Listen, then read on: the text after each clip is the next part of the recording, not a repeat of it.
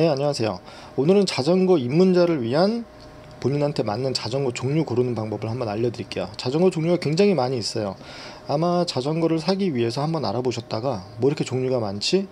하고서 멘붕이 오신 분들도 계실 거예요. 그래서 내가 어떤 용도로 어떻게 탈 건지 먼저 생각을 하시고선 자전거를 선택하시면은 나중에 후회하지는 않으실 거예요. 네, 첫 번째 보겠습니다. 로드바이크고요. 요즘에 가장 많이 보이는 자전거죠. 가장 많이 보이고, 이 자전거는 오직 속도를 내기 위해서 나온 자전거라고 보시면 돼요. 굉장히 가볍고, 물론 이제 가격이 저렴하게 되면은 무게가 그만큼 더 나가게 되죠. 굉장히 가볍고 속도가 잘 나게 지오메트리가 나왔어요. 지오메트리라는 건 자전거의 어떤 몸하고의 궁합이라고 보시면 돼요. 그래서 자동차를 비교했을 때는 스포츠카라고 생각을 하시면 돼요. 스포츠카 타보신 분들 아실 거예요. 굉장히 샥이 딱딱하죠. 그래서 노면에서 오는 충격들이 위쪽으로 그대로 올라오게 되죠. 그렇지만 속도는 굉장히 빠르고 순발력도 있죠. 이 자전거도 비슷한 거라고 생각을 하시면 돼요. 그래서 얘네들은 접지 면적이, 도로에 닿는 접지 면적이 굉장히 적기 때문에 속도를 내기에 굉장히 적합해요. 그렇지만 반대로 접지면이 굉장히 적기 때문에 바닥에 모래가 뿌려져 있거나 흙이 있거나 급정거를 하게 되면 슬립이 나죠. 슬립이 나가지고선 위험할 수도 있는 단점은 있어요. 물론 하이브리드도 비슷해요. 하이브리드도 비슷하지만 바퀴가 아무래도 닿는 면적이, 지면에 닿는 면적이 적다 보니까 그런 단점은 있어요. 그렇지만 그 반대로 닿는 면적이 적기 때문에 적은 힘으로 더 멀리 빨리 갈 수 있는 장점이 있죠. 이 로드바이크에서도 뭐 에어로바이크가 있고 엔듀어런스가 있고 올라운드가 있고 종류가 몇 가지가 있는데, 그거는 내가 로드바이크를 선택했을 때 그 안에서 또 나눠지는 거니까, 로드바이크를 선택을 하셨다 그러면은 이제 제가 올린 영상 중에도 있으니까 그거를 보시고선 다시 디테일하게 선택을 하시면 될 거예요. 네. 그리고 처음에 말씀을 드렸어야 되는데, 요거는 순수하게 제 개인적인 주관적인 의견이기 때문에 뭐라고 하지 마세요. 네, 두 번째로 보실 거 하드테일이고요. 하드테일은 원래 산악 라이딩용 자전거로 나왔어요. 타이어도 폭도 넓고, 그리고 서스펜션, 샥이라고도 하고 쇼바라고도 하고요. 서스펜션이 달려 있어서 충격을 흡수해줘서 승차감이 좋아요. 그리고 핸들이 일자형으로 되어 있어서 자세도 굉장히 편하고요. 그리고 급제동을 했을 때 바퀴폭이 좁은 로드나 하이브리드보다는 안정감이 훨씬 있어요.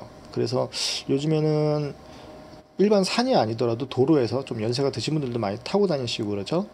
그리고 만약에 도로를 많이 탄다 그러면은 타이어를 좀 좁은 걸 껴도 되고, 도로용 타이어들도 나오니까요. 그런 걸 끼고선 타시기도 합니다.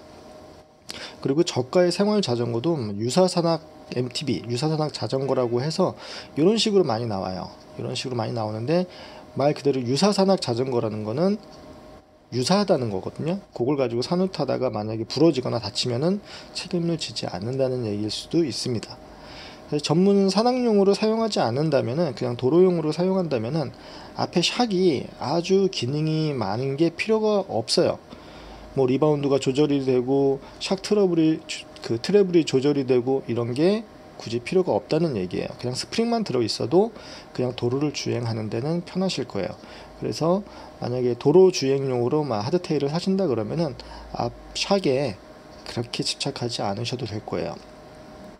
그리고 사진이 두 개가 있는데, 위에 사진을 보시게 되면은 빨간색으로 이렇게 대각선으로 내려와 있죠. 위에 거 아래 거랑 비교를 하시면은 밑에 거는 조금 더 각이 올라가 있고, 위에 거는 빨간색이 밑으로 많이 더 각이 생겼죠. 여성분들이 선택을 하신다 그러면은 요걸 탑튜브라 그러거든요. 맨 위에 있는 파이프를 탑튜브라고 하는데, 요게 낮으면은 아무래도 자전거에 오르고 내리기가 편하시겠죠. 키가 좀 작으신 분들은. 그래서 여성용으로 나온 자전거들이 이렇게 탑튜브가 각이 좀 많이 내려와 있어요. 그래서 키가 작으신 분들이 만약에 하드테일을 선택하신다 그러면은 요걸 한번 보시고선 각이 좀 많이 내려와 가지고선 오르내리기 편하겠다 라고 생각하시고선 선택을 하시면 되겠습니다. 가격대는 굉장히 다양해요. 뭐 20만원대부터 해서 1000만원대까지 갈 수도 있는데, 요거는 여러분들이 어떻게 예산을 가지고 있느냐에 따라서 선택을 하시면 될 거예요. 물론 가격이 비싸면 무게도 좀 가벼워지는 것도 있고 소재 자체도 달라집니다. 네, 그리고 다음에 보시고 하이브리드는 로드 자전거의 빠른 장점하고 그리고 하드테일의 편한 자세, 요 두 가지를 합한 거를 하이브리드 자전거라 그래요. 근데 국내에서는 그렇게 인기가 없는데 해외에서는 굉장히 많이 타는 장르라고 보시면 돼요. 그래서 출퇴근이나 뭐 레저용으로 타시는데도 굉장히 손색이 없고요. 아무래도 바퀴가 좁다 보니까 달리는 것도 굉장히 잘 나가죠. 그리고 자세도 편하고요. 그리고 요즘에는 승차감이 좀 더 좋게 하기 위해서 앞쪽에다가 샥이 장착된 제품들도 출시가 되고 있어요. 저는 이 하이브리드 제품을 굉장히 좀 추천하는 편이에요. 만약에 로드 자전거 타기에는 너무 부담스럽다 그러시면은 하이브리드를 가시면은 굉장히 만족을 하실 거예요. 그리고 MTB랑 또 고민을 하신다 그러면은 그래도 전 하이브리드예요. 하이브리드가 도로에서 타기에는 훨씬 더 좀 적합하거든요. MTB보다 하드테일보다는. 그래서 저는 하이브리드 가격대가 굉장히 다양하게 있는데 이것도 여러분들이 가지고 있는 예산을 가지고선 맞추셔가지고선 선택을 하시면 될 거예요. 네, 세 번째인가요? 네, 풀 서스펜션 자전거, 풀샥 자전거라고 하죠. 요거는 하드테일이 어필 위주의 자전거라고 생각하시면은 풀샥 자전거는 좀 빠른 다운힐, 공격적인 다운힐이라는 게 산에서 험로를 막 타고 내려가는 거예요. 만약에 하드테일은 뒤쪽이 샥이 없기 때문에 뒤에가 막 털리겠죠. 막 돌멩이가 있는 구간이나 험로를 막 타고 내려오면은 앞에서는 충격 흡수하는 장치 샥이 있어가지고선 괜찮지만 뒤쪽이 막 털려가지고선 제대로 내려오지 못할 거예요. 그래서 풀샥 자전거는 뒤에도 샥이 달려 있어서 큰 충격을 흡수하면서 험로를 쉽게 내려갈 수 있게 해주는 자전거예요. 그리고 어필과 다운힐의 비중에 따라서 XC 풀샥은 어필이 더 유리하겠죠. 그리고 트레일 바이크, 올마운틴, 다운힐 자전거 쪽으로 갈수록 어필이 좀 힘들다고 보시면 돼요. 하지만 내리막길은 더 쉽게 내려갈 수 있는 그런 자전거예요. 요즘에는 트레일 바이크나 올마운틴이 좀 인기가 있는 편이에요. 풀샥 중에서는 아마 이 두 가지가 가장 인기가 많을 거예요. 어필도 어느 정도 되면서 다운힐도 굉장히 신나게 내려올 수 있어서 아마 올마운틴을 좀 더 선호를 하시는 것 같아요. 그리고 하드테일보다는 좀 느리지만 도로 이동도 가능은 합니다. 좀 재미있게 막 충격 흡수하는 거를 좀 느끼면서 험로에서 타신다 그러면은 풀샥 자전거를 선택하시는 게 좋으실 거예요. 네, 그리고 그 다음에 보실 거 미니벨로. 굉장히 예전에 많이 유행을 했었죠. 유행을 많이 했었는데 타시던 분들이 로드 쪽으로 다 넘어간 걸로 알고 있어요.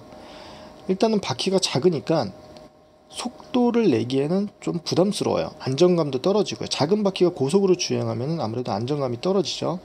그리고 속도를 내기 위해서 미니 스프린터라는 장르의 자전거도 있었어요. 요즘엔 잘 안 보이는 것 같은데 핸들도 드롭바로 돼 있고 구동계도 로드 구동계가 들어가 있어서 속도를 내는 미니벨로라고 생각을 하시면 돼요. 미니 스프린터는. 근데 요즘에는 별로 안 탄다. 그리고 미니벨로 자전거가 아무래도 좀 바퀴가 작다 보니까 같은 뭐 하이브리드나 로드로 같은 거리를 가도 좀 더 힘들어요. 잘 안 나가고. 그래서 장거리나 좀 멀리 가시기에는 좀 부담스러운 자전거예요. 그래서 그냥 마실용으로 아니면은 그냥 동네 한 바퀴 도는 그런 용도로 타신다 그러면은 부담이 없으실 거예요. 요즘에는 전부터 나왔지만 미니벨로도 또 접히는 미니벨로가 있으니까 접히면은 공간도 굉장히 좁게 차지하겠죠. 뭐 차에도 쉽게 실리고요. 그래서 여러분들이 나는 그렇게 세게 운동할 건 아닌데 그냥 자전거를 타고선 샤방샤방 동네 마실을 다니고 싶다 그러면은 미니벨로를 선택을 하시면 될 거예요. 네, 그리고 투어링용 자전거 좀 생소하신 분들 계실 거예요.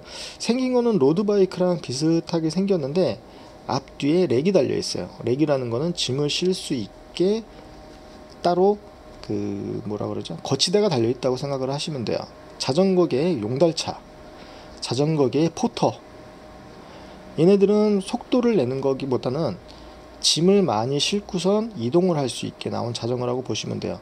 우리가 장거리 자전거 탈 때는 등가방을 가급적 안 매는 게 좋거든요. 허리랑 엉덩이에 무리가 너무 많이 가요. 그래서 자전거에다가 짐을 매고선 달리는 게 가장 좀 편하실 거예요. 몸에 무리가 안 가고요. 요거는 이제 짐을 싣고선 아주 멀리 가서 캠핑을 한다거나 아니면은 세계 일주를 한다거나 종주를 한다거나 그렇게 다니기에는 굉장히 괜찮을 거예요. 그렇지만 자전거는 좀 무겁고 내구성도 굉장히 좋아요. 아마 제일 유명한 브랜드가 셜리라는 브랜드가 제일 유명할 거예요. 세계 일주 하시는 분들이 그런 걸 많이 타시더라고요. 그리고 정비성도 굉장히 좋아요. 쉽게 정말 눈에 뻔히 어디가 고장났는지 보이기 때문에 자전거를 잘 모르시는 분들도 정비하기가 굉장히 좋게 나왔어요. 일단 무거운 단점이 있고, 그리고 속도 내기가 쉽지가 않다. 그냥 여행을 좋아하시는 분들이라 그러면은 하나 요걸로 하시는 것도 괜찮으실 거예요. 그리고 가격대도 그렇게 비싸진 않습니다. 펫바이크 한 번씩 보셨을 거예요. 도로에서 저건 오토바이도 아닌데 바퀴가 왜 이렇게 두껍지? 정말 무식하게 생겼는데. 그래서 좀 이목을 끄는 자전거였었어요. 근데 얘네들이 처음에 나왔던 용도 자체가 지금 사진 뒤에 흐리게 보이는 것 같이 눈길에서 달리거나 모래사장에서 달리게 나온 건데, 요게 좀 펀바이크로 재미있게 타는 걸로 일반 도로에서도 좀 많이들 타시는 것 같아요. 좀 힘드신 분들은 모타도 달아서 타고 다니시기도 하고요. 그래서 타이어 폭이 굉장히 넓기 때문에 지면에 닿는 면적이 넓은 만큼 안정감이 있어요. 굉장히 코너를 돌아도 얘네들이 속도는 많이 나진 않지만 안정감이 있어요. 타이어가 원체 두껍기 때문에. 그래서 속도를 내기에는 적합하지 않지만 그냥 펀바이크로, 또 요걸 타고서 장거리를 타기에는 조금 무리가 있죠. 너무 무겁고 저항이 많이 좀 걸리겠죠, 일반 로드나 하이브리드에 비해서는. 그래서 그냥 펀바이크로 타시기에는 괜찮습니다. 그리고 생각보다 무게가 좀 많이 나가요. 네, 마지막으로 전기자전거. 요즘에 전기자전거가 좀 많이 나오죠. 전기자전거에도 미니벨로도 있고 로드도 있고 산악자전거도 있고 생활차에도 많이 나와요. 그래서 이런 자전거를 전기자전거 아니면 이바이크라고도 불립니다. 요거는 파스 방식과 스로틀 방식 두 가지가 있는데요. 파스 방식은 내가 페달을 밟으려고 힘을 딱 주면은 모터가 바로 개입을 해요. 거기 센서가 들어있기 때문에 모터가 바로 개입을 해서 내가 만약에 2라는 힘을 줬는데 모터에서 8이라는 힘이 확 들어오는 거예요. 그래서 내가 슈퍼맨이 된 것 같이 언덕길을 막 날라서 올라가죠. 재밌겠죠? 한번 타보니까 재밌더라고요. 그리고 스로틀 방식은 그냥 오토바이 같이 쉬프터나 레버를 작동을 해가지고선 페달링을 하지 않고서 그냥 오토바이 같이 쭉 가는 거예요. 스쿠터 같이 그냥 당기면은 쭉 가요. 순수하게 모터 힘으로. 그런데 얘는 한강 자전거 도로에 들어갈 수가 없어요. 그래서 현행법상 지금 법에 나와 있는 게 25km 이하, 최고 속도 25km 이하, 그리고 페달을 했을 때만 모터가 개입하는 파스 방식만 자전거 도로에 들어가게 돼 있어요. 그런데 그 리미트를 해제하는 게 또 많이 나왔더라고요. 속도가 어마어마하게. 그래서 한강에서 가끔 가다 보면은 분명히 25km가 아닌데 엄청난 속도로 달리는 전기 자전거들을 볼 수가 있어요. 만약에 그렇게 다니다가 사고가 나면은 위험하겠죠. 네, 대표적인 자전거만 말씀을 드렸어요. 여기에서 픽시 자전거도 있고 BMX도 있고, 그리고 어반 자전거 이런 것들도 있어요. 요거는 약간 특수 자전거여서 픽시는 간단하게 말씀드리면, 픽시 빼면은 막 와서 욕하더라고요. 픽시 뺐다고. 픽시 같은 경우에는 트릭을 하기에 굉장히 괜찮은 자전거예요. 말 그대로 앞으로 페달을 돌리면은 바퀴가 앞으로 돌아가고, 뒤로 돌리면 뒤로 돌아가요. 따르르르 하는 게 없어요.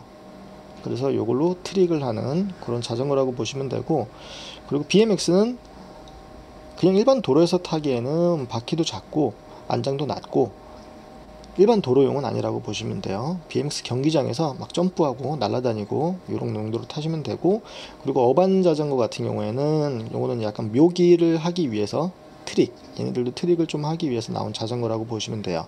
점프라던가 아니면은 여러가지 자전거를 할 수 있는 트릭도 있죠. 그걸로 연습들을 많이 하세요, 어반 자전거로. 네, 웬만큼 자전거에 대해서 소개를 해드린 것 같아요. 그냥 자전거를 사야지 라고 생각하시고선 사는 것보다 그냥 내가 일주일에 몇 번을 탈지, 산을 탈지, 도로를 탈지, 아니면 장거리를 갈지, 여행을 갈지, 그런 거를 머릿속에 대충 가지고 계시고선 자전거를 선택하시면 나중에 후회하지 않으실 거예요. 그냥 옆에서 남들이 이거 타니까 너도 이거 타라, 이렇게 해서 샀다가 후회하시는 분들이 꽤 많이 있거든요. 그러니까 내가 어떤 식으로 탈 건지, 먼저 생각을 하시고선 자전거 선택을 하시면 후회하지 않으실 거예요. 그리고 금액대가 뭐 한 종류에서도 로드 자전거에서도 가격대가 굉장히 많이 차이 나니까 여러분들이 가지고 있는 예산 한에서 내가 어떤 자전거를 사야 되겠다 하고서 선택을 하시면 될 거예요. 네, 항상 조심해서 타시고요. 좋은 선택 되시길 바라겠습니다. 고맙습니다.